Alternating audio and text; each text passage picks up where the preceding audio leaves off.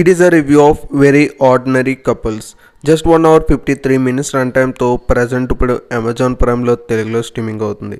మరి ఇంక ఈ మూవీ ఎంత చూసాక నాకు ఎలా అనిపిస్తుంది, నచ్చిందా లేదా, ఈ వీకెండ్కి ఈ మూవీ చూడొచ్చా లేదా, ఈ విషయాలని తెలుసుకోవాలంటే ఎన్ని వీడియోకి లైక్ చేసి ఛానల్ని సబ్స్క్రైబ్ చేసుకోండి.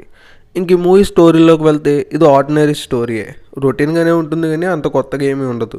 మెయిన్గా ఈ మూవీ బేసిక్ స్టోరీ లైన్ వచ్చేసి ఇద్దరు కపుల్స్ అయితే ఉంటారు, వాళ్ళు చిన్నప్పటి నుంచి లవ్ చేసుకుంటూ ఉంటారు, కానీ ఈ విషయం ఎవరికి తెలీదు. అనుకోకుండా ఈ విషయం అందరికీ తెలియడం వల్ల వీళ్ళ గొడవ పడి మళ్ళీ విడిపోతారు. ఆ తర్వాత వీళ్ళు ఎలా కలిశారు అని ఇదే బేసిక్ స్టోరీ లైన్.